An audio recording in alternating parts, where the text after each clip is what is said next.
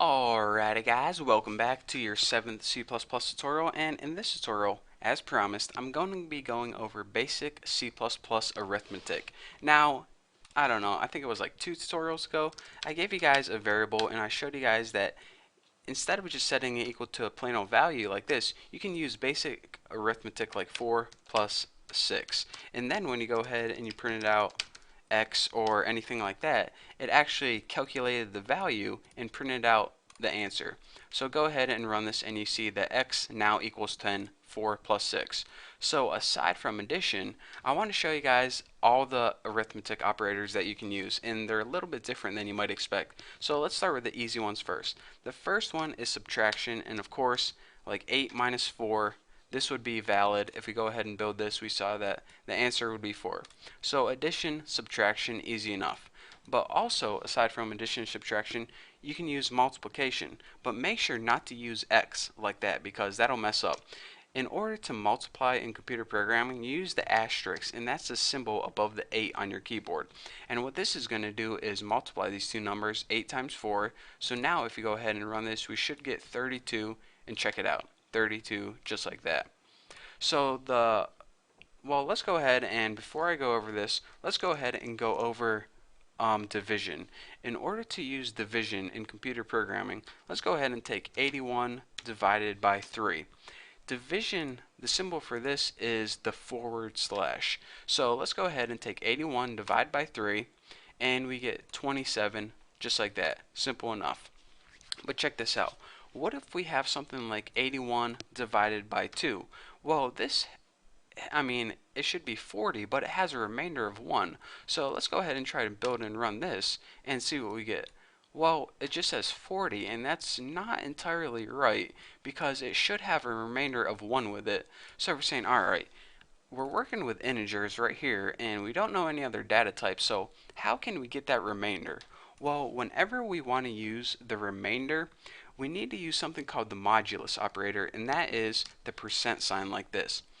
What this is going to do is it's going to give you the remainder of the answer. It's not going to say 40 remainder 1. It's just going to give you that 1. So let's go ahead and build and run this, and you can see that whenever we do 81 modulus 2, it's going to give us the remainder, which is 1.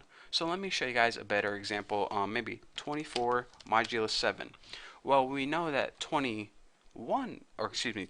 divided by 7 is 3 with a remainder of 3. So let's go ahead and build this, and again, it doesn't say 3 remainder 3. It just says the remainder, which is 3. Simple enough. So now that we know all the arithmetic operators, I can begin teaching guys about order of precedence. Now, aside from just, one number arithmetic operator, another number, you can have complex calculations like 6 times 4 plus 8 times 4 plus 9 divided by 20. And if we go ahead and build and run this, let's see what we get. 56. We're saying, alright, so what order is this doing this in? Is it doing 6 times 4 and then plus 8? Or is it doing, 4 plus 8 and then times that by 6? Because depending on how you do it, it's going to come out with a different result. So the basics is this. If you remember way back in like 7th grade math, you know something called your associative property, and that's pretty much this. Anything that's in parentheses gets done first. If you don't have any parentheses, it goes like this.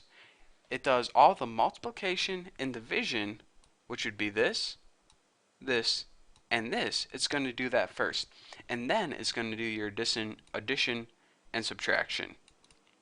If you don't have, if you just have like 4 plus 8 plus 7, you're saying, alright, then is it going to do 8 plus 7 first or 4 plus 8 first? It really doesn't matter. It comes out the same either way. The only time you have varying answers is when you have like 4 plus 3 times 7. For example, if you did 4 plus 3, it would be 7 times 7 would be 49.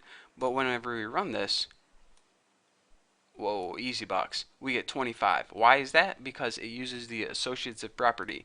It actually multiplies first, which is 7 times 3, and that's 21, plus 4, which is 25.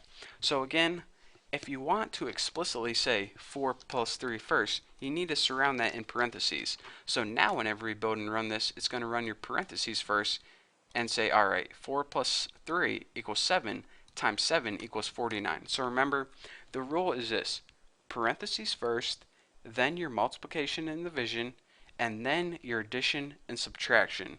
So remember that, and if you get confused, it's called the associative property. You should have learned it in like 8th grade math or 9th grade math or maybe 7th grade. I don't know, I can't remember. It was a long time ago. For now, that's all I want to talk to you guys about: basic arithmetic and how it works in C++.